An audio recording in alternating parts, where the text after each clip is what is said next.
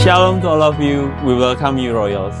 Church is a family, and we're all in one kingdom family. In this family, we prepare everything not just to build the service, but to build each and every one of us, the kingdom people, untuk menjadi keluarga Allah yang harmoni dan sinergi, yang dibangun di atas dasar kasih dan kebenaran Allah di dalam Kristus Yesus.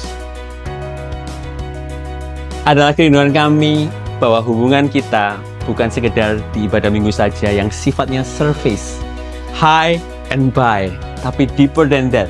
Biarlah kita bersama-sama membangun hubungan kita di kehidupan kita sehari-hari, termasuk jasmani, jiwani, dan yang paling utama adalah rohani. Kami sadar bangun hubungan tidaklah mudah, tapi percayalah, God always prepares us to be built by building up each other. Get ready to be built and to build. In this family, we prepare the journey of our faith. Pengenalan akan Tuhan dan pengalaman bersama Tuhan adalah sebuah perjalanan yang harus kita nikmati. Karena di dalam perjalanan inilah Tuhan menyingkapkan pribadinya yang mulia dan indah melalui kebenaran firman-Nya. Dan Tuhan bekerja di dalam keluarga kerajaan Allah di mana firman-Nya diajarkan dengan seksama dan kebenarannya dihidupi bersama. Sehingga kita bertumbuh dalam iman serta dinyatakan dalam perubahan setiap tindakan. Let us know God deeper and experience God together. In this family, we prepare marriage and family. Pernikahan dan keluarga merupakan ide Allah. Oleh karena itu, kami hadir untuk mempersiapkan, memperlengkapi, dan mendewasakan setiap pasangan suami istri untuk mengetahui isi hati Kristus. So, Royals, izinkan gereja ini untuk mendorong setiap pernikahan dan keluarga yang ada untuk bergerak bersama-sama, menjadikan keluarga yang dewasa untuk mempersiapkan jalan Kristus menyatakan kemuliaannya bagi dunia ini. Strong marriage is the best foundation to prepare generation to glorify Christ. In this family, we prepare community. Tidak ada satupun dari kita dapat hidup sendiri. Tuhan menciptakan kita untuk hidup dalam komunitas. Kehidupan gereja bukan hanya kehidupan secara spiritual, tapi juga secara relasional. Tuhan ingin memakai kita untuk kita bisa membangun orang lain, dan orang lain membangun kita. Jadi mari bergabung dalam komunitas Royal, tempat kita bertumbuh, membangun, dan saling membentuk satu sama lain. Kami berharap kita dapat menjadi dampak untuk sekitar kita. Alone, we can do so little. Together in community, we can do so much for His kingdom. We're called to prepare our hearts and minds for what God has for us today. Get ready to get those, Royals. And these are Shalom Royals, apa kabarnya semua hari ini? Mungkin saya undang untuk semua yang masih di luar, kita mau beribadah bersama. Welcome home everyone. Wow, di minggu yang ketiga, di tanggal 13 April ini, di minggu kedua ya. Banyak hal yang terjadi yang tidak bisa kita kontrol. Banyak hal di dunia ini yang kita gak bisa kontrol guys. Dan kita percaya bahwa Tuhan punya kedaulatan penuh di dalam hidup kita, amin. Dan di saat kita mengerti bahwa banyak hal yang tidak bisa kita kontrol, ada tangan yang menopang hidup kita, ada tangan yang mengendalikan hidup kita. Disitulah kita diminta untuk berserah penuh. Mari Royals, hari ini kita mau fokuskan hati kita. Kita mau set our eyes kepada satu pribadi. Pribadi yang besar, pribadi yang luar biasa. Yang selalu mengendalikan hidup kita. Thank you Jesus. Kami percaya Tuhan, bahwa di dalam-Mu ada kemenangan. Di dalam-Mu ada keselamatan. Kami mau berserah penuh pada-Mu Tuhan. Oh, Thank you Jesus.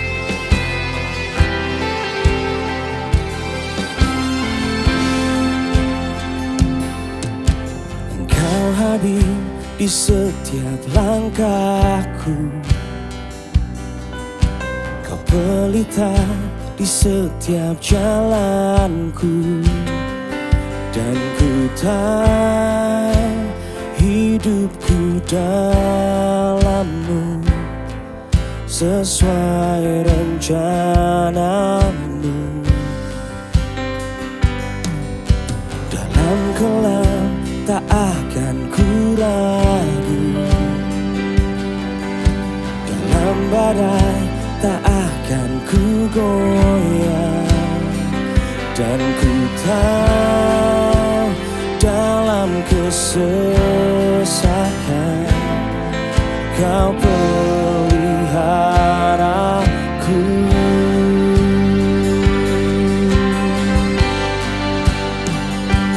Ku berserah penuh, ku berserah penuh. Yesus, Kaulah Tuhan, Kaulah keselamatanku. Ku berserah penuh, ku berserah penuh.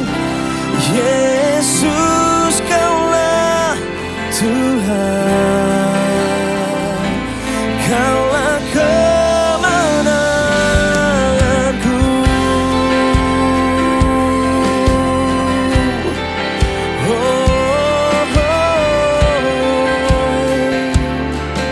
Mari Royos nyanyikan. Kau hadir di setiap langkah, Kau pelita di setiap jalanku, dan ku tahu hidupku dalam-Mu sesuai rencana-Mu. Dalam gelap tak akan ku ragu,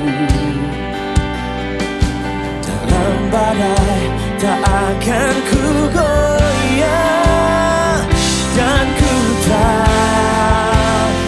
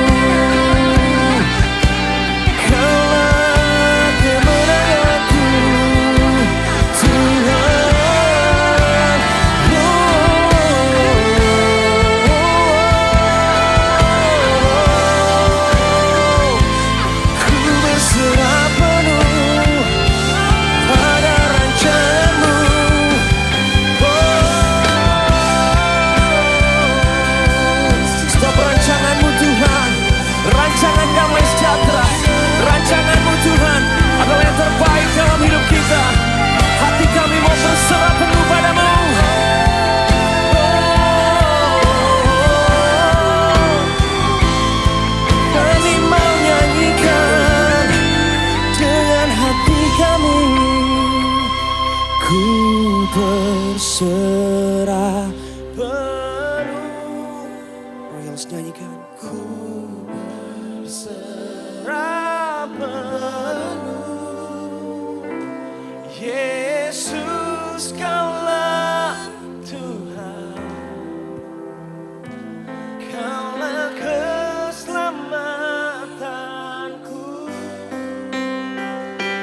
Ku berserah penuh, ku berserah penuh. Oh,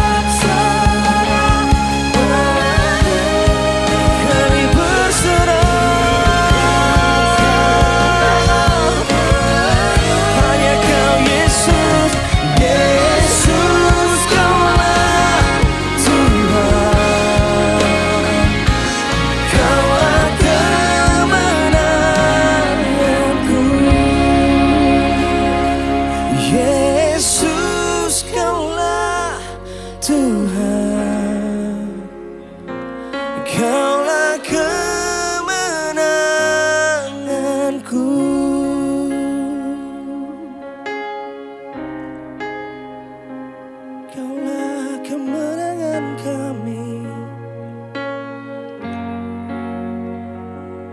Kami percaya Tuhan, di dalam-Mu ada kemenangan sejati.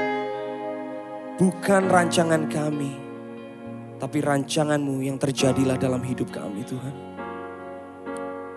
Kami mau berserah penuh pada rancangan-Mu, pada panggilan-Mu.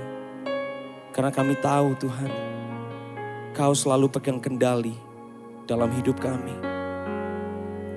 Kami mau Tuhan untuk selalu terhubung dan dekat dengan Engkau Tuhan. Karena Kau adalah pribadi yang telah memberikan segalanya yang terbaik untuk hidup kita. Thank you Jesus, thank you Lord. Kami mau meninggikan dan memuliakan nama-Mu lebih lagi. Karena Kau telah menang dari segalanya. Terima kasih Bapa, di dalam satu nama Tuhan Yesus Kristus kami yang hidup. Yang percaya katakan amin. Amin. Haleluya, beri tepuk tangan yang paling meriah untuk Tuhan kita. Dia Tuhan yang selalu bekerja untuk kehidupan kita, amin. Dia Tuhan yang berkuasa, haleluya. Kami mau selalu percaya padamu Yesus.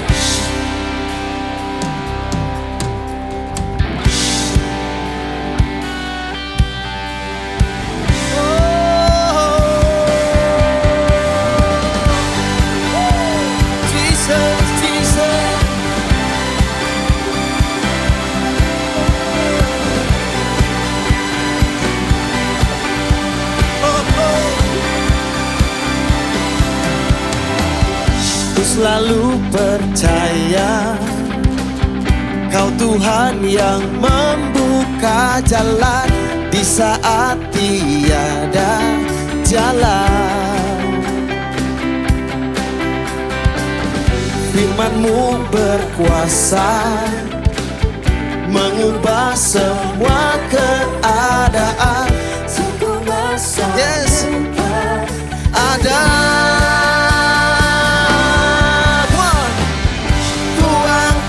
suara bagimu yang bangkit membebaskanku.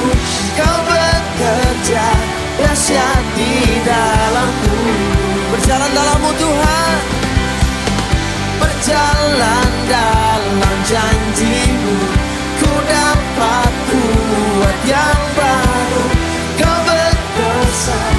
dahsyat di dalamku. Come on. Haleluya. Semuanya tepuk tangan sama-sama dengan saya. Come on. Oh, oh, oh. Firman-Mu berkuasa Tuhan. Firman-Mu berkuasa mengubah semua keadaan. Sungguh masa depan ada. Come on, sing it. Ku angkat suara bagimu yang bangkit membebaskanku. Kau bekerja dahsyat di dalamku. Berjalan dalam janji-Mu Tuhan. Berjalan dalam janji-Mu, ku dapat kuat yang baru. Kau berkuasa dahsyat di dalamku. Semuanya tepuk tangan sama-sama dengan saya, come on. Haleluya. Kau dahsyat berkuasa Tuhan. Kau yang bekerja penuh atas hidup kami Yesus. Kau dahsyat bekerja selamanya di dalamku. Kau dahsyat berkuasa selamanya di dalamku. Kau dahsyat bekerja selamanya di dalamku.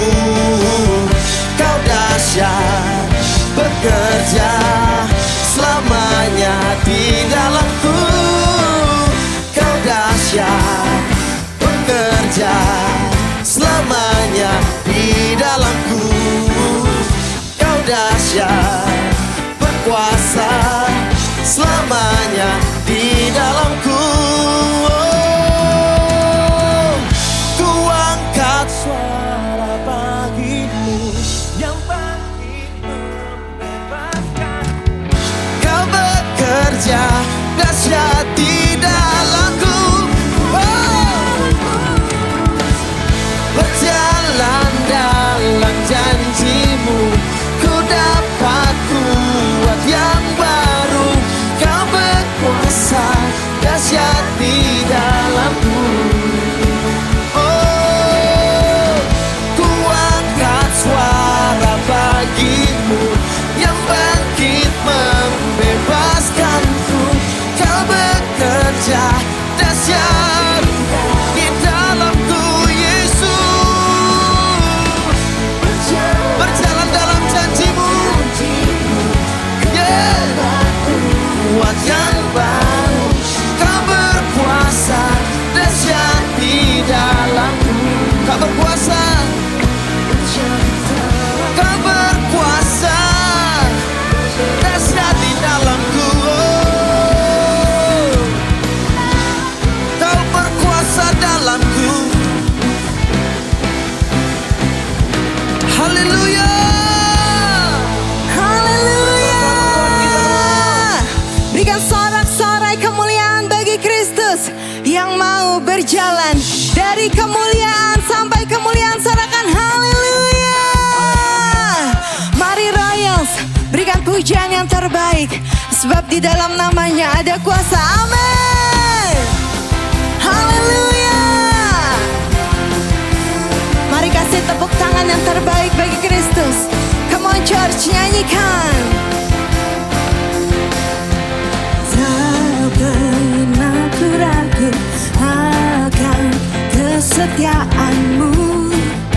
Kau tuntun langkahku sepenuh jiwaku, sepenuh jiwaku. Ku yakin dan percaya Kau tuntun langkahku. Dialah Raja, Yesus Kaulah Raja dalam hidup.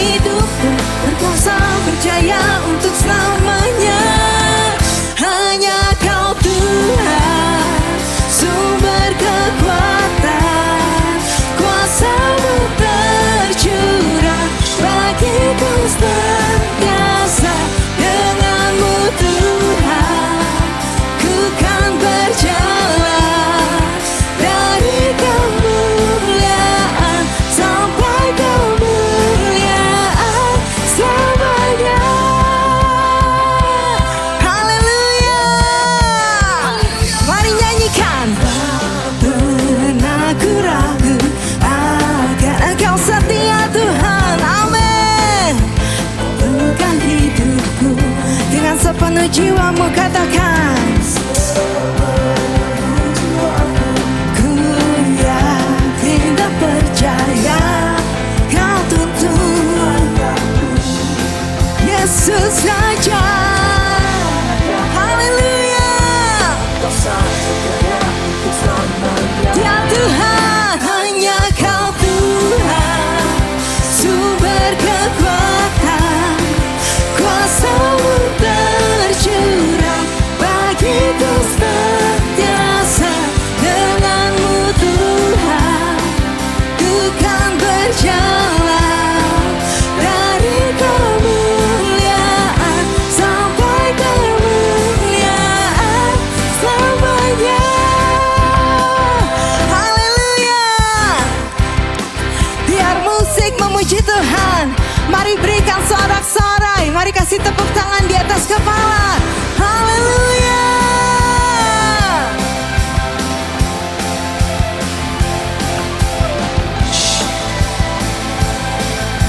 Kaulah Raja dalam hidupku, berkuasa berjaya. Yesus, Yesus kaulah Raja dalam hidupku, berkuasa berjaya untuk selamanya. Come on. Hanya kau Tuhan, sumber kekuatan, kuasa-Mu tercurah bagiku senantiasa. Dengan-Mu Tuhan, ku kan berjalan dari kemuliaan sampai ke. Hanya kau Tuhan, sumber kekuatan, kuasa-Mu tercurah bagiku senantiasa. Dengan-Mu Tuhan, ku kan beramai dari kemuliaan sampai kemuliaan selamanya. Haleluya. Thank you Jesus. Berikan sorak-sorai kemuliaan bagi Kristus.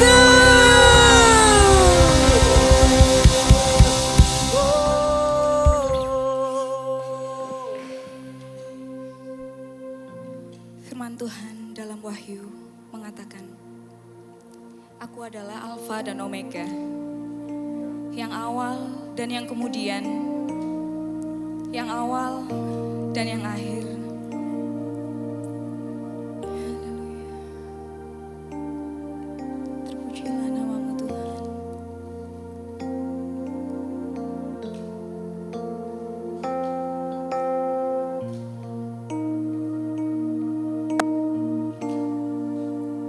You are Alpha and Omega. We worship You, our Lord. You are worthy to be praised. You are Alpha and Omega. We worship You, our Lord. You are worthy to be praised. We give You all the glory. We worship You, our Lord. You are worthy to be praised. We give You all. We give You all the glory. We worship You, our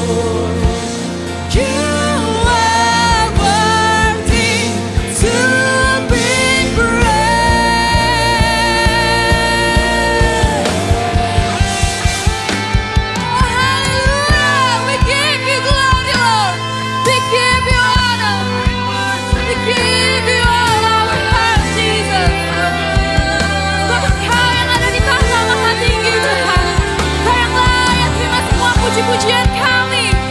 Glory, glory, glory to you, Lord. Glory to you, Lord Jesus.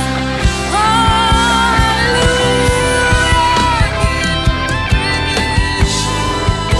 Mari angkat tangan Israel. Dia yang layak, sebab hanya Dia yang layak.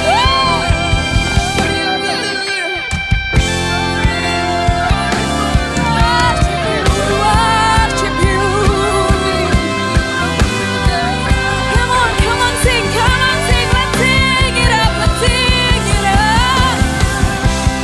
We give you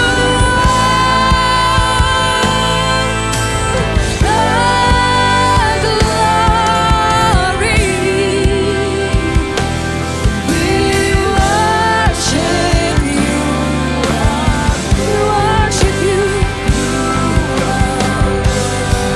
Yes, Lord, you are worthy to be praised.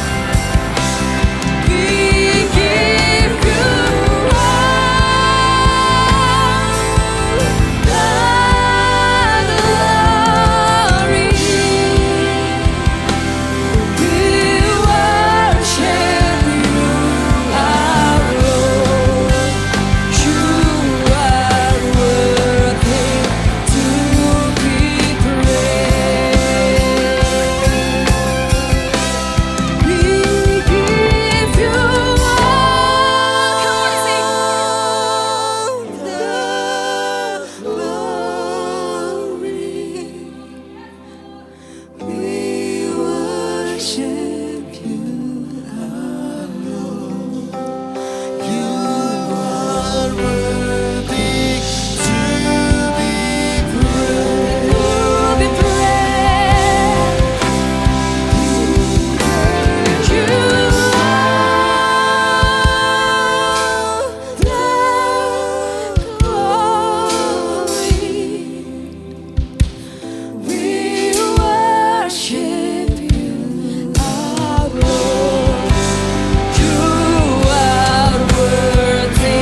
to be praised.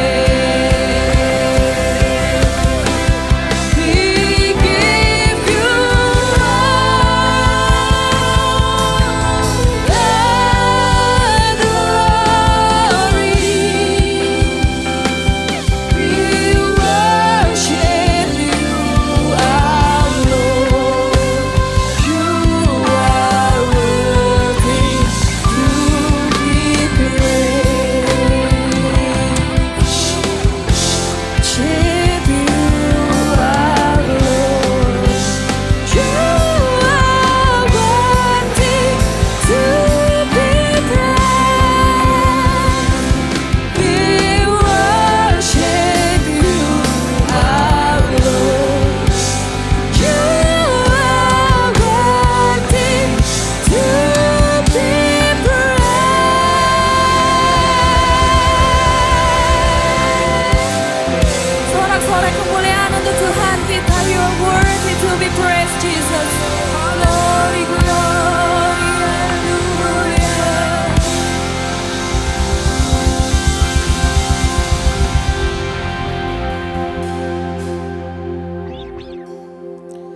Kami datang menyembah-Mu ya Tuhan dengan segala sesuatu yang ada pada kami. Dengan mengingat sabda-Mu bahwa di dalam-Mu kamu ada, kami hidup dan kami bergerak. Bahwa rahmat dan kasih setia Tuhan selalu baru tiap pagi, besar setia Tuhan. Dan kami percaya juga bahwa oleh kasih karunia dan anugerah-Mu, kami ada sebagaimana kami ada sekarang. Dan anugerah yang sama yang bekerja menopang kehidupan kami. Karena itu biarlah seluruh hidup kami, perkataan bahkan pemikiran kami, juga perbuatan kami adalah penyembahan kami di hadapan-Mu. Engkau Alfa dan Omega, yang hidup, yang mati, yang telah dibangkitkan, yang berkuasa dan bertahta atas segala sesuatu. Dan sebentar kami akan mempelajari kebenaran firman-Mu. Biarlah kebenaran firman ini mengubahkan hidup kami. Sebab Engkau Yesus yang mengajar kami, manusia tidak hidup dari roti saja, tetapi dari setiap firman yang keluar dari mulut Allah. Berbicaralah dan berkata-katalah kepada kami, karena kami telah siap untuk mendengar. Kami naikkan doa ini di dalam nama Tuhan kami, Yesus Kristus, dan biarlah setiap umat Tuhan berkata, amin. Silakan duduk saudara-saudara. Saudara-saudara, shalom. Senang boleh hadir kembali di tempat ini setelah beberapa waktu yang lalu, saya tidak ingat pasti tahun lalu atau 2 tahun yang lalu, saya bersama dengan pasangan saya mengisi seminar untuk Pasutri. Nah, hari ini saudara-saudara kita akan berbicara dalam tema yang sepertinya menjadi tema bergereja Anda di tempat ini gitu ya. Mohon dibantu ditayangkan saudara-saudara, kita akan bergumul dengan tema ini terkait dengan kerendahan hati di dalam kehidupan sehari-hari. Nah, saya ingin membaca dulu bagian ini saudara-saudara, ayat yang akan melandasi percakapan kita minggu siang ini. 1 Petrus 5 ayat yang kelima, demikianlah juga hai orang-orang muda, tunduklah kepada orang-orang yang tua. Dan kamu semua rendahkanlah dirimu seorang terhadap yang lain. Sebab Allah menentang orang yang congkak, tetapi mengasihani orang yang rendah hati. Saudara-saudara, suatu kali sehabis pelayanan khotbah di sebuah kota di Jawa Tengah, pengurus gereja yang muda-muda itu mengajak saya untuk menikmati makan siang. Dan dia sudah memberitahu gini sambil berkata, Pak WP, tempat kita makan tempatnya enggak fancy ya, tempatnya enggak mewah, tetapi di situ jualan makanan khas dari daerah kami. Dan Pak WP mesti nyoba gitu. Dan saya dibawa mereka saudara-saudara masuk ke sebuah tempat yang agak melusuk-melusuk begitu. Mereka berjalan di depan saya dan saya tahu itu pasti tempat makanannya enak. Kenapa? Karena di jam makan itu antriannya kayak orang antri sembako saudara-saudara. Jadi kami harus berdiri cukup jauh dari warung sederhana itu. Tetapi salah seorang pengurus membisikkan sesuatu, berkata kepada saya, tenang aja Pak WP, kita punya tempat VIP di dalam. Jadi kita nggak ikut antri kayak rakyat jelata ini, kita bisa langsung masuk ke dalam. Dan dia membuktikan perkataannya saudara-saudara. Diiringi tatapan iri dari orang-orang yang ada, kami itu berjalan langsung ke sebuah tempat. Mereka semua makan di luar, kami punya semacam ruangan di situ. Nah, pada waktu menu itu disodorkan, saya tahu saya ada di tempat yang baru. Daripada susah baca menu, saya tanya, Mas, di sini yang paling laris apa? Lalu dia memberi petunjuk saudara-saudara. Kalau Bapak baca menu, makanan kita sederhana tetapi laris beberapa hal. Ada 2 menu yang dikasih tanda jempol. Anda tahu kan saudara-saudara, biasanya yang dikasih tanda jempol itu chef recommended gitu ya. Terus saya bilang, apa itu? Yang pertama Pak, nasi goreng tetapi dimasak dengan bumbu khas daerah ini. Bapak harus coba. Tetapi saudara, perhatian saya tertuju pada menu yang kedua. Nasi goreng dalam tanda kurung tanpa nasi. Kurung tutup. Dan itu chef recommended. Jadi mereka nggak ngeprank saya, mereka benar-benar mengatakan itu. Dan saya berkata, Mas ini apa nasi goreng dalam tanda kurung tanpa nasi? Oh itu Pak, ada sayuran, ada ayam, ada telur, dimasak dengan bumbu nasi goreng. Gak ada nasinya. Tidak ada sama sekali. Bentar Mas, kita bisa diskusi dulu gak? Secara terminologi ini salah. Nasi goreng, menu utamanya harusnya nasi. Waktu Mas bilang nasi goreng dalam tanda kurung tanpa nasi, dan dijelaskan itu sayur, itu ayam, itu telur, dimasak dengan bumbu nasi goreng. Secara terminologi Mas, itu nggak bisa disebut nasi goreng. Dia ngelihat ke saya lalu bilang gini, Bapak mau pesen atau ngajak debat? Loh enggak, saya hanya merasa ini ada yang enggak pas gitu ya. Tapi dia terus ngomong ini chef recommended Pak, ini yang menu yang paling laku kedua selain nasi goreng yang dengan nasi.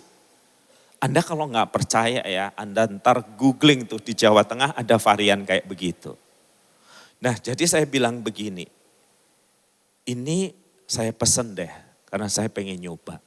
Nasi goreng dalam tanda kurung tanpa nasi. Lain kali mas, kalau nggak ada nasinya, coret nasi gorengnya. Anda boleh menyebut nama sayur campur ayam, sayur campur telur, whatever. Tetapi tolong jangan tulis nasi goreng tanpa nasi. Nurani saya terganggu. Dengan tenang dia bilang gini, yang jualan bapak atau saya? Saudara-saudara, menurut pandangan Anda, nasi goreng tanpa nasi bisa disebut nasi goreng gak sih? Kita akan bilang enggak, common sense kita, akal sehat kita akan mengatakan nasi goreng berarti elemen yang hakiki, ya nasi. Nasi itu kemudian digoreng, dia diberi topping. Boleh macam-macam toppingnya. Tetapi kalau tanpa yang esensial, maka terminologi nasi goreng itu enggak masuk akal. Nah menurut hemat Anda, menurut pikiran Anda, apa yang secara esensial itu menjadikan gereja adalah gereja? Apa yang harus ada di dalam gereja sehingga gereja itu disebut gereja? Ingat 300 tahun pertama dalam perjalanan kekristenan, kita nggak punya gedung, kita nggak punya banyak hal, tetapi mereka tetap disebut dan menyebut diri mereka gereja. Yang esensial bukan gedung, bahkan juga bukan jumlah orang, bahkan bukan peralatannya. Yang esensial dari sebuah gereja adalah orang ini, adalah kelompok ini, adalah komunitas yang memutuskan untuk berjalan di belakang Yesus. Itu hakikat murid pada waktu itu. Murid adalah sosok yang berjalan di belakang debu sang guru. Anda ingat konteks pemuridan Yesus adalah Timur Tengah dan itu banyak pasir. Ketika seseorang itu berjalan, seorang guru biasa berjalan di depan, maka gerakan kakinya tanpa sengaja menimbulkan debu. Dan seorang murid adalah orang yang berjalan di belakang debu sang guru itu. Dia dekat dengan sang guru menentukan kemana mereka pergi, bagaimana mereka hidup, apa yang harus mereka lakukan. Dan kita tahu saudara-saudara yang menjadikan gereja adalah komitmen kita berjalan di belakang sang guru. Dan dia pernah bersabda kepada kita, dari satu hal ini dunia tahu engkau muridku. Bukan dari viralitasmu, bukan dari jumlahmu. Tetapi dengan kualitas yang secara internal harus ada di dalam gereja. Yaitu jikalau kamu saling mengasihi. Itu kualitas esensial yang harus ada di gereja. Dan wujud nyata kasih yang paling konkret adalah kerendahan hati. Seumur hidup Tuhan Yesus, dia berkata, dia mengajar, dia melakukan mujizat, dia menjadikan hidupnya sebagai sebuah teladan. Kerendahan hati, bahwa dia yang bertahta dalam surga, dalam kemuliaan menjadi manusia. Even dia nggak meminta untuk menjadi seorang pemimpin, tetapi menjadi seorang hamba. Hamba yang taat sampai mati di atas kayu salib. Dan kemudian dibangkitkan dan memerintah selama-lamanya. Saudara, kita diingatkan berulang kali dan dalam berbagai cara. Termasuk juga di dalam ayat yang kita baca tadi, saudara-saudara. Demikianlah juga, hai orang-orang muda, tunduklah kepada orang-orang tua. Dan kamu semua rendahkanlah dirimu seorang kepada yang lain. Yang pertama, firman Tuhan mengajar kepada kita bahwa kerendahan hati adalah landasan, adalah fondasi hidup komunitas Kristen. Komunitas Kristen ini bisa gereja, bisa keluarga, bisa paguyupan apapun, tetapi fondasinya adalah kerendahan hati. Dan Rasul Petrus menulis di dalam konteks yang seperti ini. Anda dengerin pasti Anda paham. Hai orang-orang muda, seusia Anda dan saya mayoritas, tunduklah kepada orang-orang yang lebih tua. Nggak gampang ya. Karena kita selalu berpikir yang tua itu ketinggalan zaman. Karena kita selalu berpikir yang tua itu nggak ngikuti perubahan zaman sekarang. Karena kita selalu berpikir bahwa yang tua itu so yesterday Pak. TikTok aja nggak pernah install Pak. Di-share di grup keluarga bingung. Pakainya cuman Facebook. Kita mana yang masih pakai Facebook Pak? Kita merasa yang lebih tua itu nggak relevan dengan hidup kita. Mereka cuman punya masa lalu. Karena itu diminta untuk tunduk ke yang kayak begini. Aduh susah setengah mati. Tapi kan itu baru satu sisi. Sisi yang kedua dari ayat ini, dan kamu semua berarti termasuk yang tua tadi, termasuk yang muda tadi, rendahkanlah dirimu seorang terhadap yang lain. Kalau ada perintah untuk merendahkan diri, maka kita tahu itu bukan sesuatu yang natural, yang bisa dan biasa kita lakukan. Sama seperti seorang ibu memberi perintah kepada anaknya ya, mandi nak, jangan main game terus. Maka kita tahu mandi itu bukan sesuatu yang natural bagi anak kita kan. Main game itu natural. Makanya diperintahkan mandilah. Anak kita terus bilang, nanti. Kemudian kita nggak sabar, kita ambil anak itu dan kita lupa dia masih pegang HP-nya, kita celupin di bak mandi kita. Dan baru kita ingat, ya Tuhan HP-nya juga ikut dibaptiskan. Kalau ada sebuah perintah, maka kita tahu itu bukan perilaku yang natural bagi kita. Makanya orang muda diminta tunduk kepada orang tua, oh itu nggak natural bagi kita. Semua orang diminta saling merendahkan hati satu dengan yang lain. Oh itu juga nggak natural bagi semua orang. Tetapi ini menjadi penting saudara-saudara ketika kita melihat skema ini saudara-saudara. Anda perhatikan skema itu di ayat sebelumnya para pemimpin, tentu orang-orang lebih tua diharapkan tunduk kepada pimpinan Allah sebagai gembala yang agung. Dan dia harus menundukkan dirinya, para pemimpin, tunduk kepada Allah dan baru kemudian tunduk kepada orang lain. Nah para pemimpin yang sudah tunduk kepada Allah dan dia bisa menundukkan hatinya kepada orang lain, maka orang-orang muda diminta juga tunduk kepada orang-orang tua, para pemimpin yang sudah tunduk kepada Allah dan rendah hati satu dengan yang lain.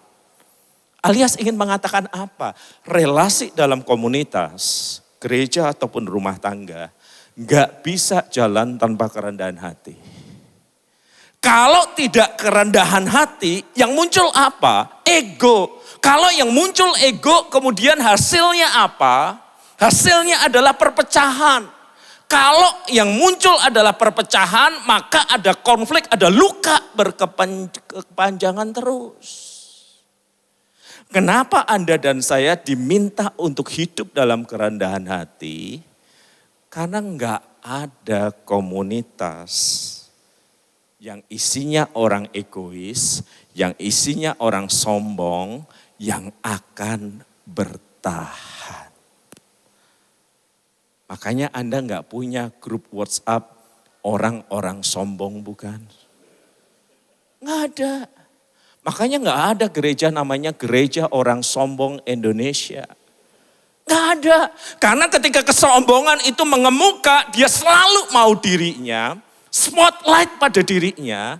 Dan karena altar mimbar, posisi kepemimpinan juga di rumah itu kecil, maka tidak ada ruang bagi orang lain. Orang lain harus disingkirkan.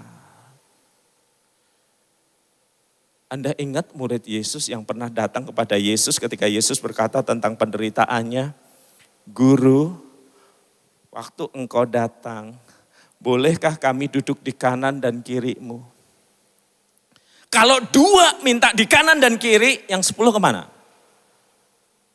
Gelosoran di bawah kan. Seolah dia ingin mengatakan, aku tahu engkau menderita, aku tahu ingin engkau akan mati, tetapi aku minta satu hal untuk kebanggaanku, yaitu di kanan dan di kiri. Ingat ini, kesombongan tidak pernah menyediakan ruang bagi orang lain. Tetapi kerendahan hati selalu akan membuka dirinya untuk partisipasi dan hidup bersama orang lain. Kesombongan cuma menyisakan ruang bagi satu hal, ego. Yang penting saya, orang lain silahkan mikir sendiri mereka mau ada di mana. Suatu kali saya melayani sebuah gereja di luar Surabaya. Di kebiasaan gereja kami biasanya 5 menit sebelum acara maka saya diminta berdoa bersama dengan para penatua. Nah hari itu saya udah duduk manis setengah jam sebelum ibadah. Sambil menyesap kopi tiba-tiba satu orang penatua datang dan berkata, Pak WP kita punya masalah. Apa Pak? Ada 3 paduan suara untuk jam ibadah setengah jam lagi. Ya enggak apa-apa toh Pak, buat aja konser paduan suara. Saya khotbah 10 menit juga enggak apa-apa. Enggak gitu Pak, Bapak lihat denah gereja kita. Kemudian dia menunjuk pada monitor yang ada gambar mimbar gereja itu. Di belakang pengkhotbah itu cuma ada 1 slot tempat duduk 20-30 orang. Muat cuma untuk paduan suara. 1. Nah sekarang kita punya 3 Pak. Saya sudah minta tolonglah ada yang mengalah. Gak ada yang mau Pak. Saya bilang kenapa Pak susah banget mengalah. Ya Bapak lihat aja kalau Bapak nanti berdiri di mimbar, paduan suara itu di belakang. Itu kan kayak ini pengkhotbah, ini para malaikat di situ kan. Kalau di syuting di YouTube Pak, akan selalu kelihatan. Tetapi kalau duduknya di bawah Pak, gak kelihatan kan Pak. Ayo Pak, saya minta bantuan Pak WP yang ke aula bicara sama pemimpin paduan suara. Saudara saya masuk ke aula itu, ini udah kayak 3 regu paduan suara ya, A, B, C, datang dari gereja yang berbeda-beda. Lalu begitu saya masuk, langsung salah satu berteriak. Gimana jelasnya? Siapa yang duduk di belakang mimbar pendeta? Itu penatua juga pintar, lalu bilang gini, ditentukan oleh Pak WP. Permisi ya Pak, saya pergi dulu. Jadi berdirilah saya dengan 3 pemimpin paduan suara dan Anda tahu semua seniman pasti rada aneh-aneh. Kalau nggak aneh-aneh nggak bisa jadi seniman. Dan mereka 2 pria 1 wanita langsung bilang gini, jadi bagaimana Pak? Saya tanya, penting tak duduk di belakang? Baru saya ngomong kayak begitu pelan ke 3 orang, tiba-tiba ada satu AI, satu tante yang rambutnya udah menjulang tinggi itu kayak pohon Natal itu. Ngomong, Pak ini dari jam 3 pagi nih. Dan Bapak tega ini gak tersorot. Regu yang lain berkata, Pak, seragam kami ini udah diberi donatur, ini tampilan pertama. Dan Bapak mau kita nggak tersorot terus menerus dalam ibadah. Saya nengok, tuh penatua kemana ya? Udah sekarang gini, cuman ada 2 opsi. Tapi Anda harus sepakat, pilih salah satu ya. Yang pertama, tidak ada yang duduk di belakang saya. Semua duduk di bawah. Adil. Waktu nyanyi baru saya panggil. Baru ngomong gitu udah seperti paduan suara. Tiba-tiba terdengar suara dari 3 hal itu. Tiba-tiba mereka bersatu dan tidak setuju dengan saya. Bapak tahu sendiri kan, gak ada yang setuju. Oke, opsi 2 apa Pak WP? Opsi 2 adalah semua duduk di belakang saya. Kan gak muat Pak, pangku-pangkuan.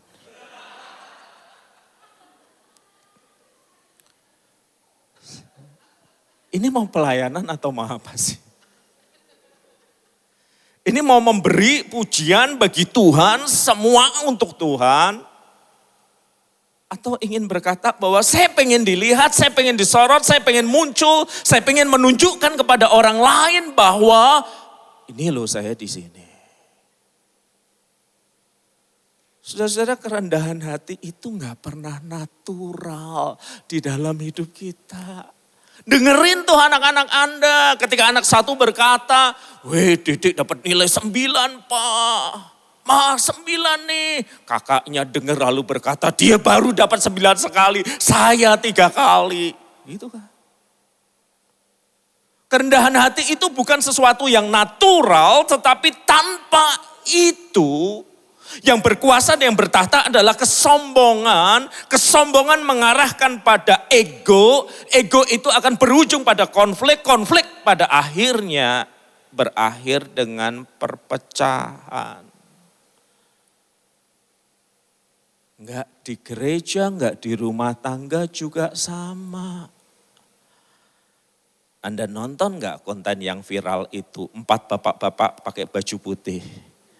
Cerita tentang jabatan mereka. Dengan bangga, dengan yes. Lalu yang satu berkata, kami ingin menegaskan tidak takut istri. Temannya buyaran. Lalu gambar selanjutnya klarifikasi. Saudara, saya tahu ini sekedar konten yang dibuat, saya ngerti. Tetapi prinsipnya kan sama kan. Ketika salah satu merasa lebih powerful dari yang lain, berarti yang lain di bawahnya. Dan mana ada komunitas, gereja, juga keluarga yang bertahan ketika yang kesombongan itu sudah menguasai entah suami, entah istri, entah anak-anaknya. Ketika ego sudah mengemuka, maka tidak akan ada ruang untuk orang lain. Yang ada serangan. Kamu itu harus bersyukur loh, kamu menikah sama aku. Keluargamu kan di bawah keluarga kami. Sorry ya, miskin kan? Anda bayangin kalau kalimat itu dikatakan oleh salah satu pasangan kita langsung atau tidak langsung? Sakitnya tuh di sini. Dan ketika sakit, apakah Anda dan saya ingat untuk rendah hati atau ingat untuk balas? Oh boleh kamu bilang ya keluargaku lebih miskin ya, tetapi sekarang yang menghidupi kamu dan anak-anak, siapa yang gajinya lebih gede? Semua orang juga tahu kok. Walaupun latar belakangku miskin, tetapi sekarang gajiku 3 kali gajimu. Dan kalau hari ini kamu keluar dari rumah, rasanya tuh antri orang-orang yang mau jadi pasanganku. Kesombongan itu akan selalu menghancurkan kedamaian. Selalu menghancurkan keteraturan. Selalu menghancurkan ketertiban. Tetapi sebaliknya kerendahan hati itu adalah pemelihara utama kedamaian dan keraturan di dalam gereja juga di dalam keluarga. Tetapi di mana tidak ada kerendahan hati, yang hadir adalah kesombongan, dia adalah pengganggu utama, penyebab terbesar perselisihan dan perpecahan di gereja dan juga di keluarga. Kerendahan hatian adalah fondasi dari relasi. Kalau fondasi ini tidak ada, maka terciptalah ruang bagi ego, kesombongan, konflik, dan ujungnya adalah kehancuran. Makanya saudara-saudara, yang kedua, kita ini selalu dipanggil oleh Yesus untuk hidup dalam kerendahan hati. Sebab kerendahan hati ini adalah bukti nyata bahwa seseorang telah berjumpa dan diubahkan oleh Kristus dan terus diubahkan. Saya bagikan yang menarik saudara-saudara dari studi kata ini saudara-saudara.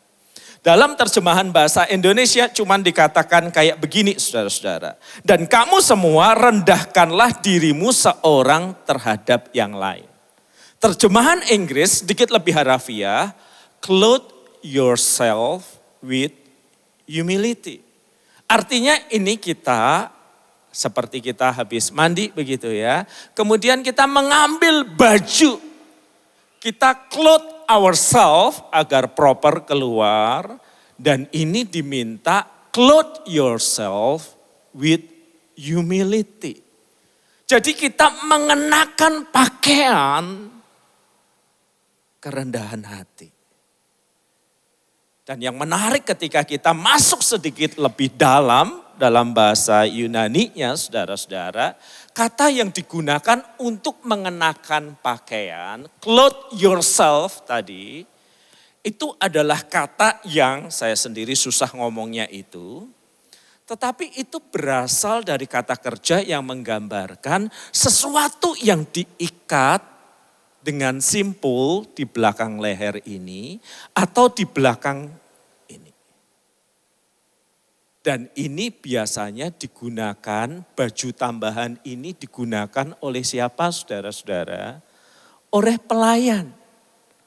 Kayak kita lihat di kedai kopi ada yang pakai apron. Hitam kalau senior, hijau kalau baru. Sama seperti istri kita atau sebagian suami yang kalau ke dapur siap mengerjakan pekerjaan rumah tangga itu, dia pasang apron. Sama seperti orang ketika melayani customer siap untuk memasak atau memotong sesuatu, dia pakai apron kayak begitu. Dan pada waktu itu orang yang mengenakan ini biasanya adalah budak. Jadi ketika firman Tuhan berkata, kenakanlah kerendahan hati, yang ada di dalam benak Petrus adalah, ya siap-siaplah menjadi budak, menjadi pelayan demi kepentingan orang lain. Kenakanlah jubahmu yang menunjukkan engkau budak, engkau hamba, engkau siap melayani orang lain. Dan ini Petrus yang ngomong saudara-saudara. Dan Petrus yang kita ingat pada waktu perjamuan malam terakhir. Ketika Tuhan Yesus memakai kain lenan yang diikatkan itu. Dalam posisi sebagai hamba yang melayani. Dia berkata apa kepada Tuhan Yesus? Tuhan, engkau hendak mencuci kakiku. Jadi ketika Rasul Petrus menulis kalimat ini, dia ada pada pengalaman itu. Kenakanlah kerendahan hati sebagaimana Kristus mengenakannya, dan itu mengejutkan diriku dulu. Saudara-saudara, seharusnya yang mencuci, yang mengenakan apron itu siapa sih kalau ada pertemuan pria dewasa, 12 pria dewasa, para besti ini. Harusnya tuan rumah menyediakan budak. Dan pada waktu itu saya yakin gak ada budak. Dan kalau gak ada budak, lalu siapa yang harus mencuci kaki? Yang merasa paling muda. Tetapi para murid Yesus gak saling ngecek KTP pokoknya. Egonya naik. Enggak, bukan tugasku. Atau yang paling secara sosial posisinya paling rendah. Dan para murid Yesus nggak mau dianggap kayak begitu. Dan di saat dimana ego merajalela kayak begini. Kristus mengambil kain lenan. Mengikatkannya sebagai tanda bahwa dia budak dan siap melayani. Kerendahan hati itu selalu counter dengan budaya pemujaan diri. Kerendahan hati itu selalu adalah sesuatu yang bertentangan dengan ego manusia. Dan ketika Rasul Petrus menuliskan bagian itu seolah dia ingin berkata, ingat Yesus.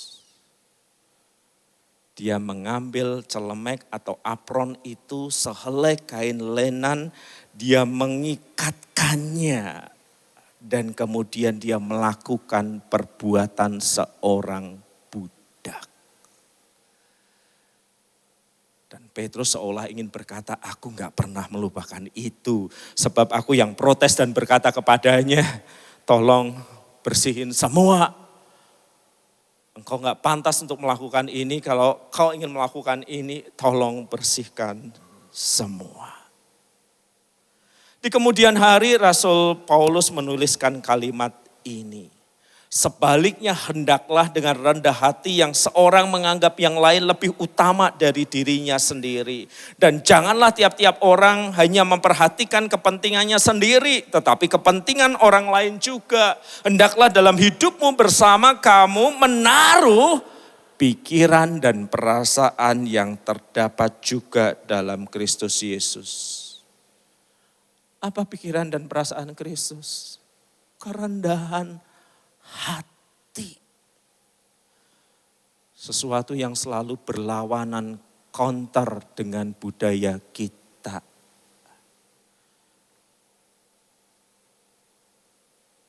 Budaya kita memuja kekayaan. Makanya kita senang upload ketika diri kita ada di tempat yang bisa membuat kita diasosiasikan kaya. Business class, penerbangan 7 jam terasa 7 menit. First class. Tetapi ketika Anda harus duduk di kelas ekonomi karena nggak ada kelas itu, Anda nggak upload kan?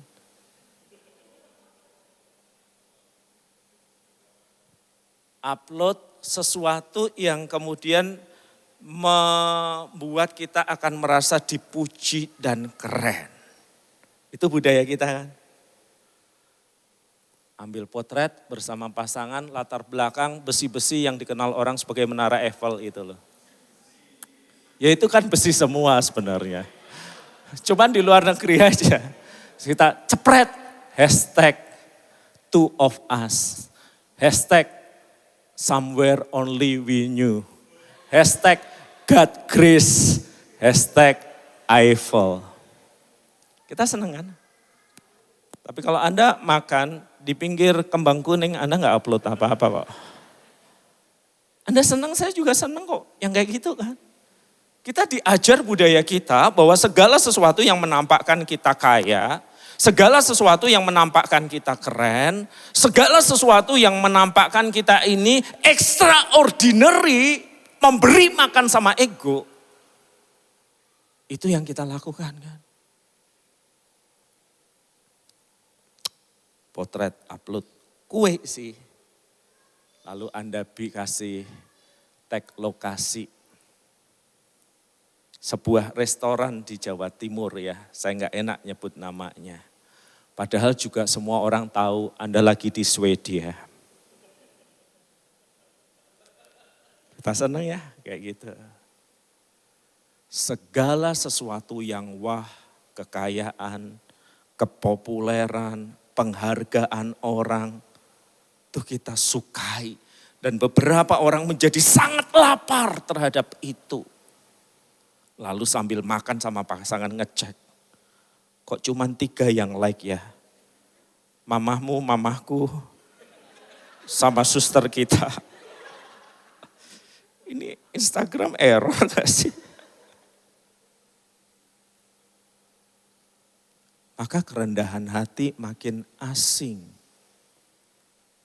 dari hidup kita ya. Dari hidup Anda dan saya. Karena dunia melatih kita, memanjakan kita dengan kekayaan, kepopuleran, segala sesuatu yang memboost ego kita. Tetapi kerendahan hati itu memaksa Anda dan saya harus menaklukkan ego kita, mengenakan apron budak, dan saya tahu tidak ada budak yang melakukan pekerjaannya lalu diupload, jadi budak dulu ya. Keren kan? Maka ini bukan sesuatu yang natural bagi kita. Makanya kita diminta terus-menerus belajar. Hidup di dalam kerendahan hati, sesuatu yang budaya kita nggak suka, yang ego kita nggak suka. Tetapi tanpa itu komunitas gereja dan keluarga nggak akan bertahan. Even kalau Anda punya usaha dan Anda tidak humble enough, usaha Anda juga nggak akan bertahan kok. Maka kita ada terus-menerus di dalam proses perubahan hidup, menanggalkan ego kita, mengenakan kerendahan hati, supaya orang melihat Kristus di dalam diri kita. Suatu kali datang di ruang pendeta saya, orang yang kalau hadir saat ini, masuk ke sini, Anda pasti langsung memegang erat handphone dan tas Anda yang mahal. Wajahnya kayak rocker tahun 80-an, 90-an, saudara-saudara. Rambut kriwul nggak karuan, tato kiri kanan, sepatu itu juga ada metalnya. Udah kalau Anda masuk, ruangan kita gelap, pujian penyembahan, dia ada. Anda pasti masukkan handphone Anda. Bahaya nih orang. Nah begitu dia duduk, dia bilang, nama saya ini, saya tidak datang untuk meminta uang. Saya bilang, betul Anda tepat alamatnya. Percuma minta uang sama pendeta GKI. Cuman saya mau minta didoakan. Lalu dia cerita, ringkasnya dia residivis, 15 tahun ada di Nusa Kambangan karena membunuh. Nah selama di Nusa Kambangan dia ambil sekolah Alkitab, STH, bisa itu jarak jauh, waktu itu pakai surat. Dia lahir baru, dia dibaptiskan dari keyakinan yang lain, dia jadi Kristen. Dan dia bilang sudah setahun ini dia pulang ke rumahnya, dia dapat kerjaan jagain parkir sepeda. Oh saya yakin aman. Soalnya kalau hilang orang tahu siapa yang maling. Yang jaga siapa lagi. Nah terus dia bilang begini, Pak Pendeta WP tolong doakan saya, tumpang tangan saya. Supaya saya itu hidupnya seperti yang Tuhan mau. Supaya orang itu bisa ngelihat Yesus dalam hidup saya. Khususnya istri dan anak saya. Itu permintaan yang jarang loh saudara. Jarang banget. Jadi saya tanya, Pak kenapa saya harus menumpangkan tangan, kenapa Bapak meminta supaya rupa Yesus nyata dalam Bapak, khususnya untuk istri dan anak Bapak, kenapa? Lalu dia bilang gini, Pak ini kan sudah setahun ya saya balik ke rumah, istri saya tinggal di kamar, saya tidur di ruang depan.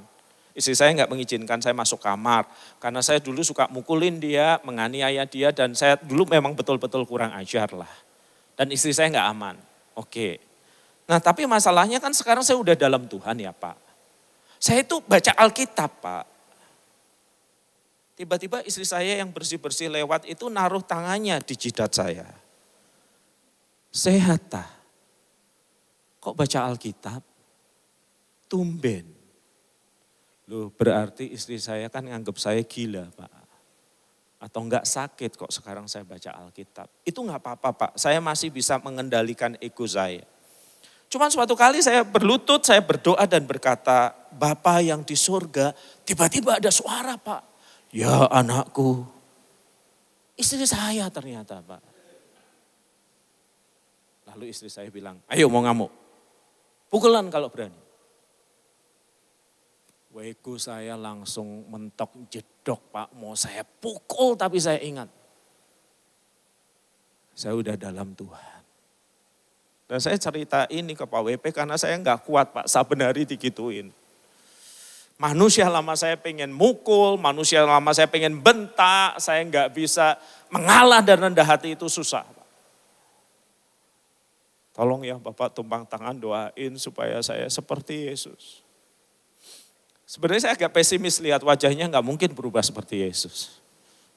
Wajahnya brutal banget. Beneran.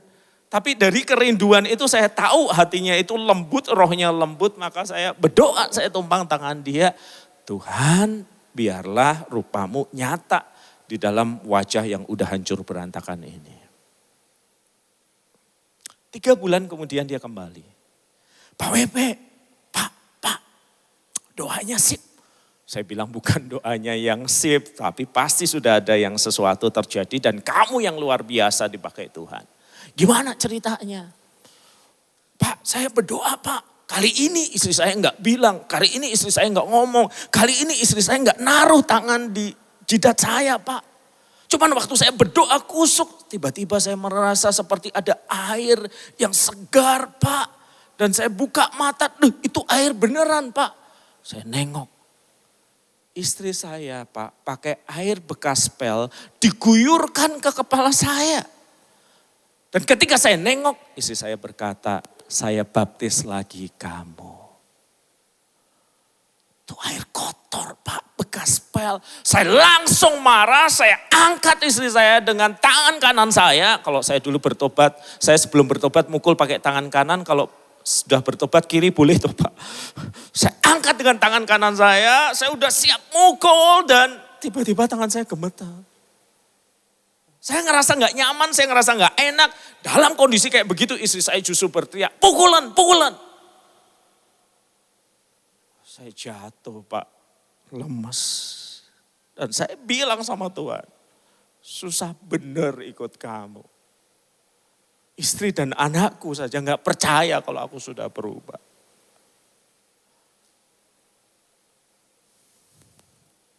Tiga hari kemudian Pak WP, saya tanya ke anak saya, mamamu mana? Kok enggak keluar?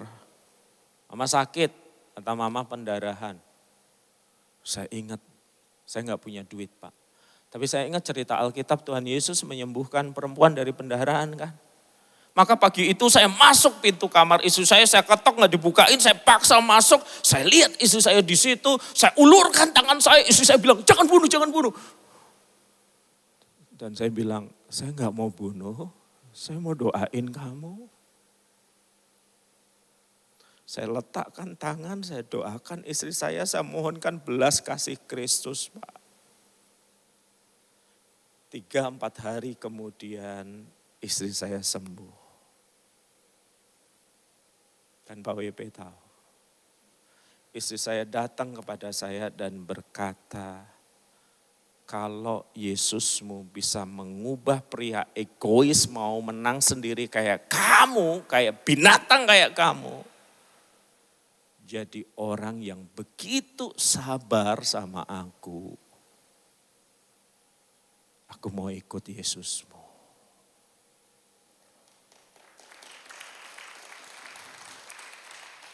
Jadi saya mau minta tolong Pak WP bisa baptis istri saya enggak? Saya diem saudara-saudara. Saya syok. Tetapi saya tahu itu kekuatan kerendahan hati. Ketundukan semuanya kepada Tuhan. Dan ketika itu terjadi dalam hidup kita, orang itu menyadari ada kehadiran pribadi yang lain. Yesus. Di dalam hidup kita yang gak sempurna.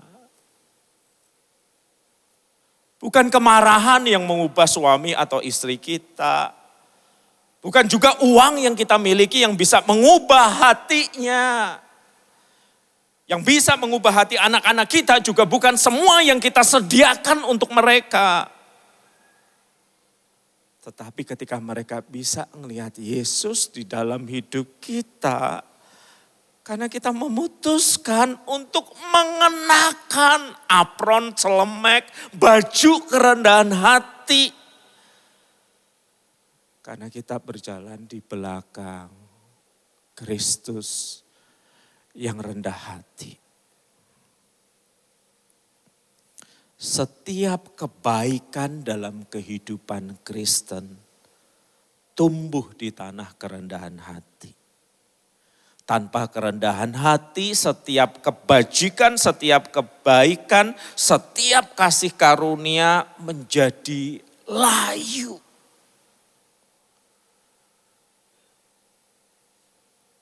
Kerendahan hati itu seperti tanah yang subur, yang akan menumbuh kembangkan segala hal yang baik, yang kemudian muncul dan menjadi berkat bagi hidup orang lain.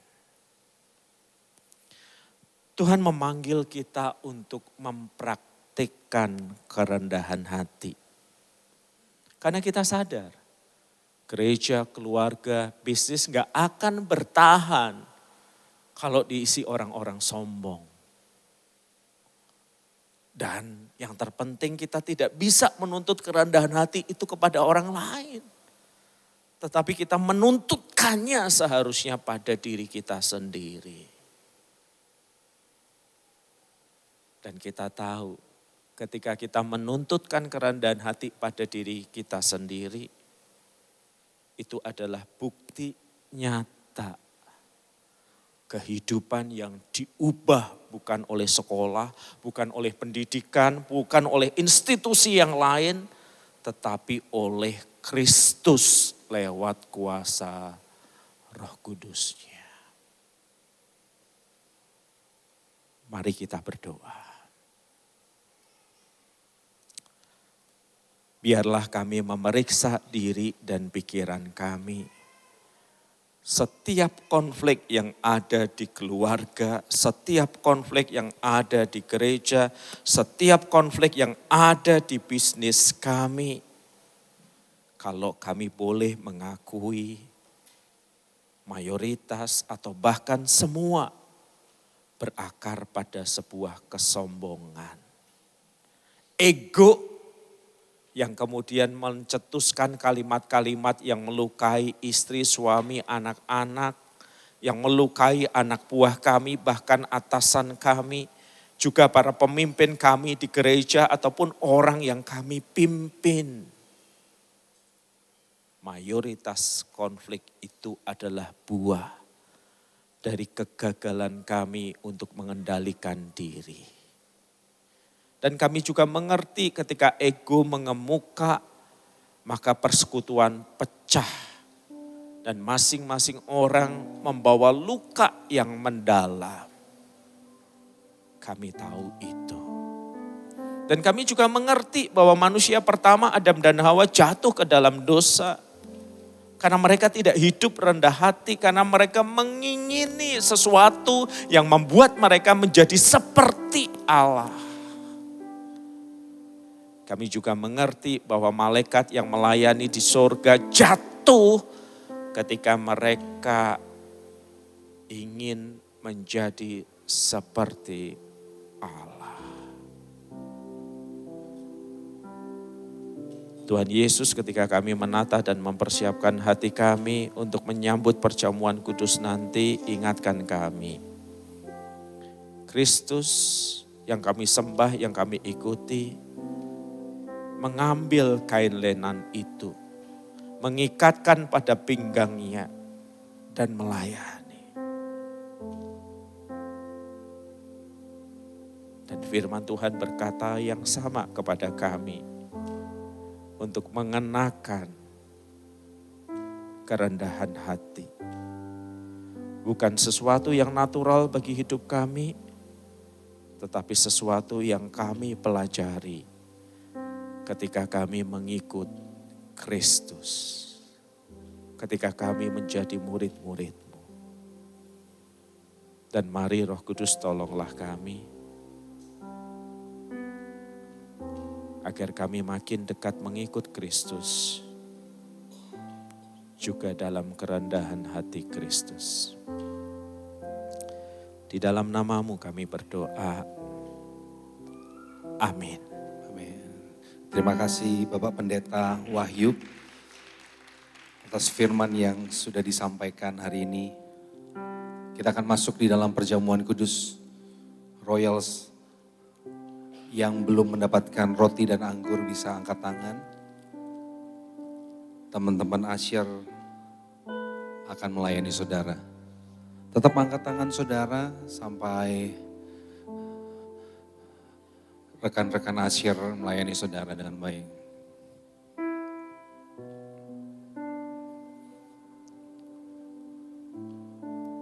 Tuhan Yesus bukanlah Allah yang memberikan perintah dan menuntut kita, kamu harus lakukan hal ini. Dia bukan Allah seperti itu. Tetapi dia juga memberikan sebuah teladan yang sangat baik. Contoh yang sempurna.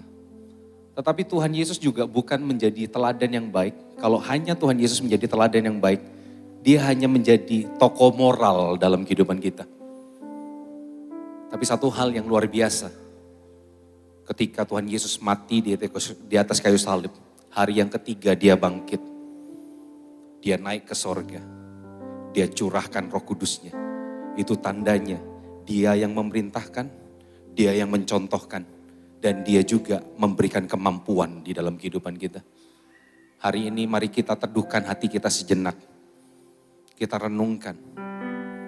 Saudara, banyak kita seringkali memperhambakan diri kita, memuja kenyamanan, memuja kontrol kita, memuja segala sesuatu yang membuat kita tinggi hati. Dia, Yesus, mendirikan teladan yang baik. Mari saya undang Royals untuk bangkit berdiri.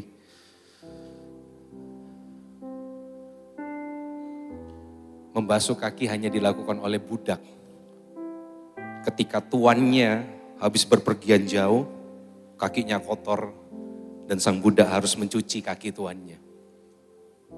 Sebenarnya kitalah orang-orang yang sudah sedang berkeliling dunia ini. Kaki kita penuh dengan kotor, kaki kita penuh dengan debu. Kita mencari segala hal yang bisa memuaskan hati kita. Kita gak punya tempat pulang. That's why Yesus datang ke dunia. Mengambil rupa seorang hamba. Supaya kita punya tempat untuk pulang. Supaya dia bisa basuh kaki kita. Dia melakukan perjalanan yang paling jauh. Dari sorga ke dunia. Untuk membasuh saudara dan saya.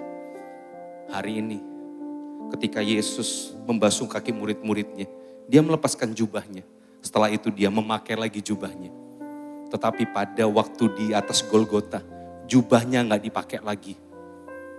Dia tergantung telanjang di salib. Dan dia tidak lagi membasuh kita cuma dengan air, tetapi dia membasuh kita dengan darahnya yang suci. Ini yang membuat kita mampu, dimampukan, dan kita bisa merasakan betapa rendah hatinya Raja di atas segala raja yang kita sembah. Sama-sama kita angkat roti dengan tangan kanan kita. Pada malam sebelum Yesus diserahkan, dia mengambil roti dan dia menaikkan ucapan syukur. Dan dia berkata, inilah tubuhku yang sudah dipecah-pecahkan oleh karena kamu. Bukankah roti yang di atasnya kita naikkan ucapan syukur ini adalah persekutuan kita dengan tubuh Kristus? Mari kita makan sama-sama dalam nama Tuhan Yesus.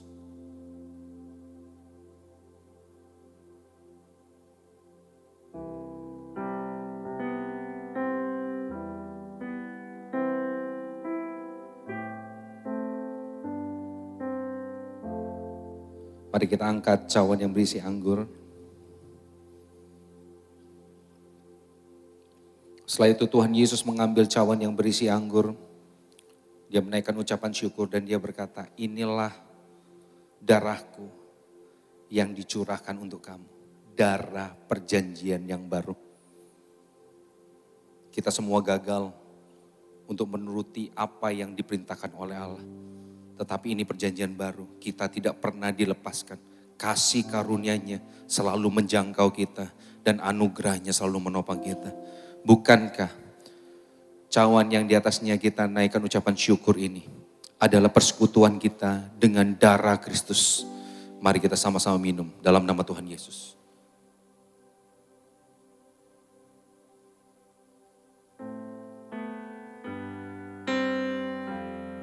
Mari naikkan ucapan syukurmu bagi Tuhan, umat tebusan Tuhan. Terima kasih Tuhan.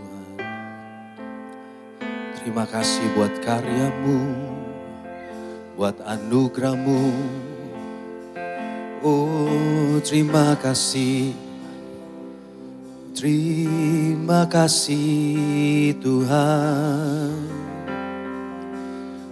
Terima kasih buat anugerahmu. Terima kasih buat setiamu. Terima kasih buat karya salibmu Tuhan.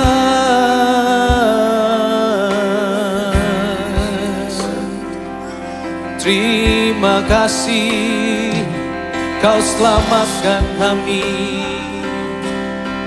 Kau sertai kami. Terima kasih buat darahmu tercurah basuhku, tercurah sucikanku.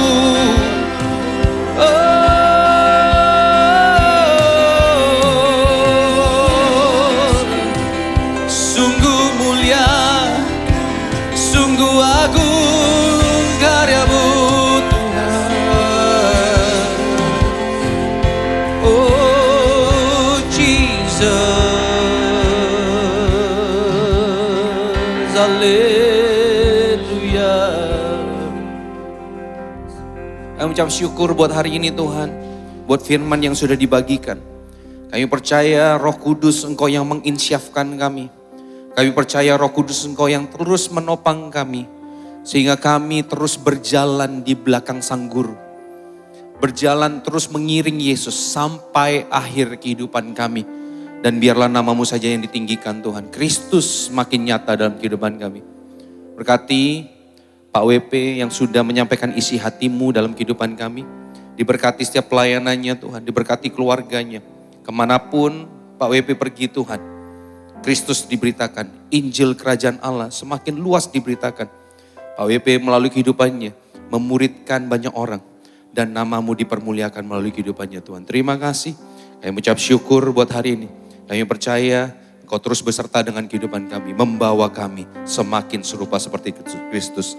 Segala pujian, segala hormat hanya bagi nama-Mu. Dalam nama Tuhan Yesus kami sudah berdoa dan mengucap syukur. Haleluya. Amin.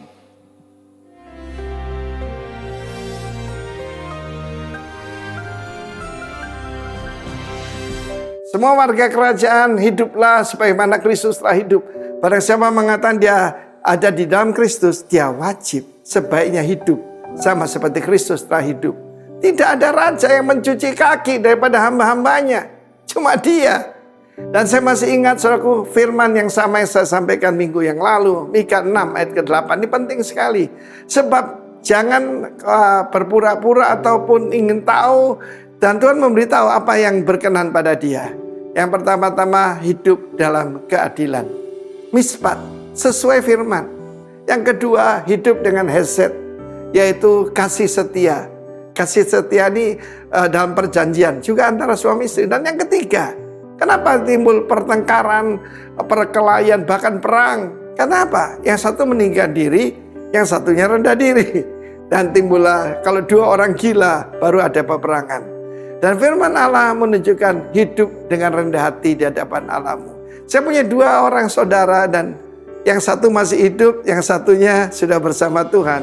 Saya sebut nama mereka. Tidak ada pemimpin pujian KKR lebih hebat di Indonesia dari Yonas Suisa. Juara pop singer Indonesia, saudaraku. Suaranya bagus, hebat, orangnya keren, saudaraku ya. Dan kita tumbuh bersama-sama dengan saudara Yonas ini.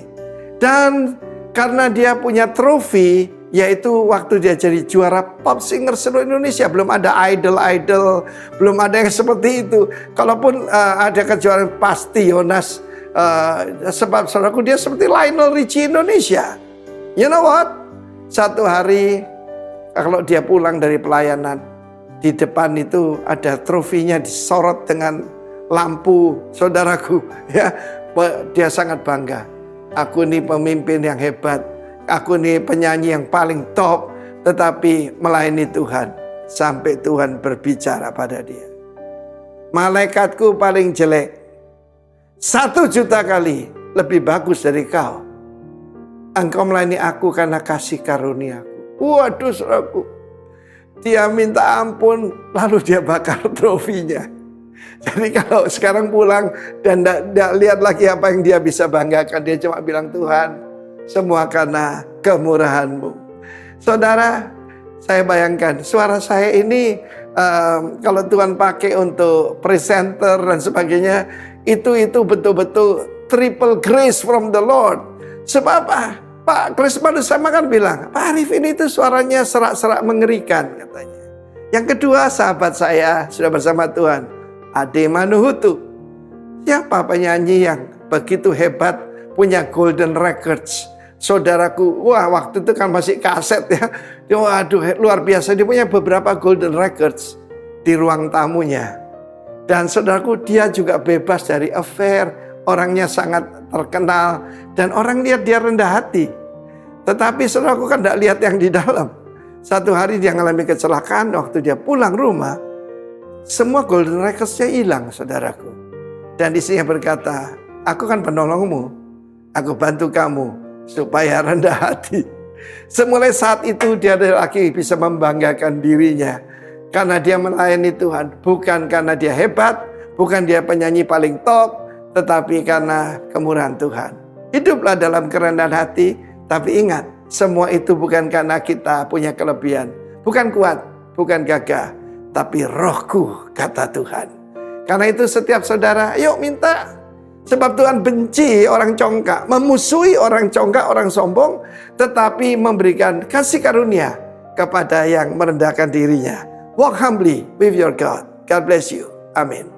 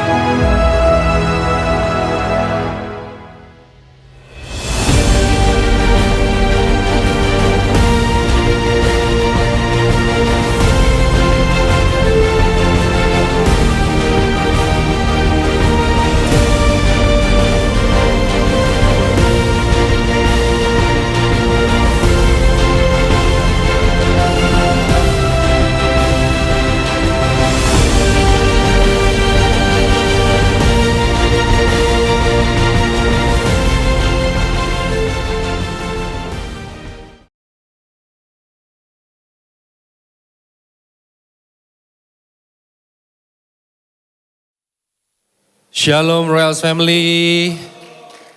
Siapa yang terberkati dengan firman pada hari ini? Puji Tuhan.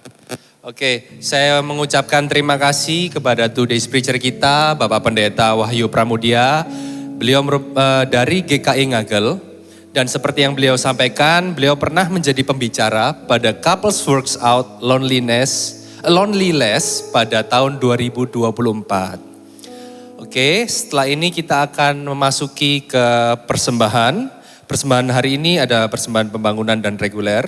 Dan saya himbau untuk para jemaat, sampah dari perjamuan kudus jangan dimasukkan ke dalam kotak persembahan, melainkan bisa dibuang setelah ibadah selesai ya, di tempat sampah.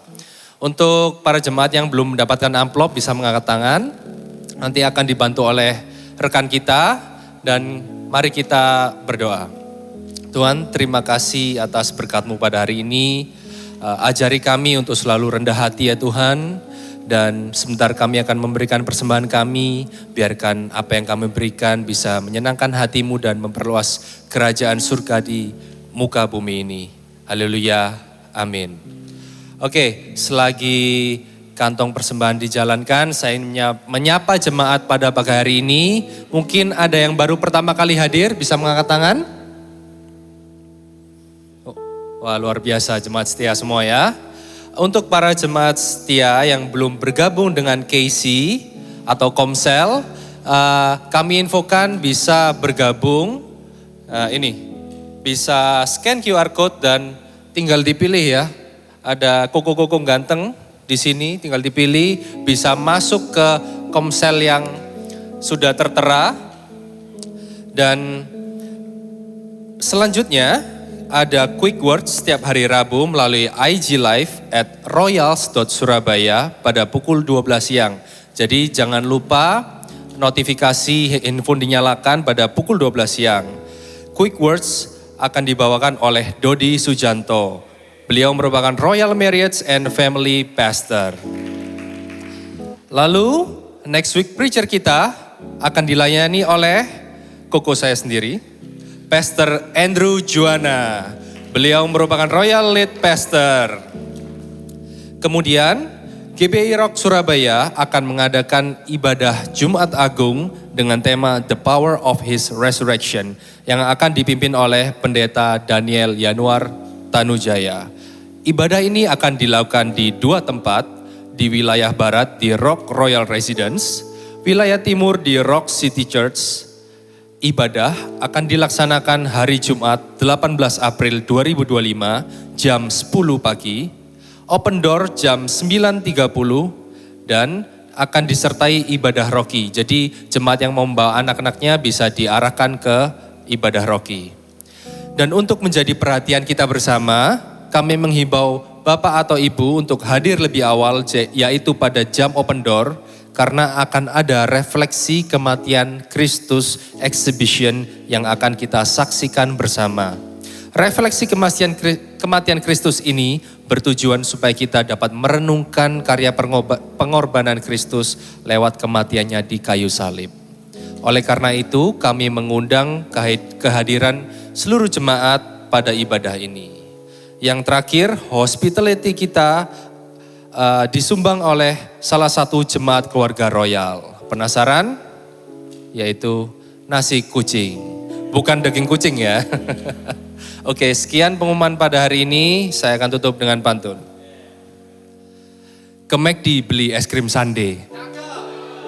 God bless you all and happy Sunday. Mengikut Yesus. Mari sama-sama kita bangkit berdiri Royals. Itulah kesukaan hatiku. Ku lepas semua aku untuk mengenal kehendaknya di hidupku. Mengiring Yesus, itulah kekuatan hidupku. Ku yakin anugerahnya mampu jadikanku hamba yang berkenan selalu. Mengikut Yesus, itulah kesukaan hatiku. Ku lepas semua aku untuk mengenal kehendaknya di hidupku. Mengiring Yesus, itulah kekuatan hidupku. Ku yakin anugerahnya mampu jadikanku hamba yang berkenan selalu.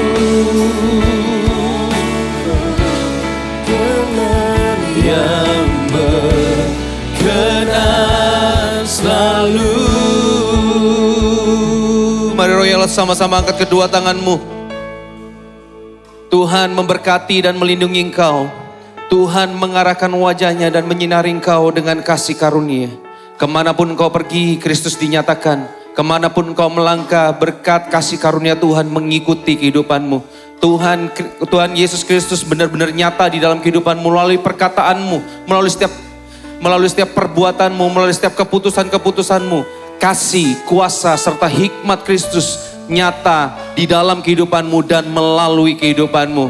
Dan oleh sebab itu, pergilah jadikan semua bangsa murid, baptislah mereka di dalam nama Bapa, Putra, dan Roh Kudus. Dan ajarkanlah segala sesuatu yang telah Tuhan Yesus perintahkan kepadamu. Dan ketahuilah, Dia, Raja di atas segala raja, menyertai kita semua sampai kepada kesudahan akhir zaman. Kami terima berkat ini dalam nama Bapa, Putra, dan Roh Kudus. Dalam nama Tuhan Yesus Kristus. Sama-sama yang percaya katakan, amin. Tetap sehat, tetap semangat, tetap jadi berkat. God bless you all.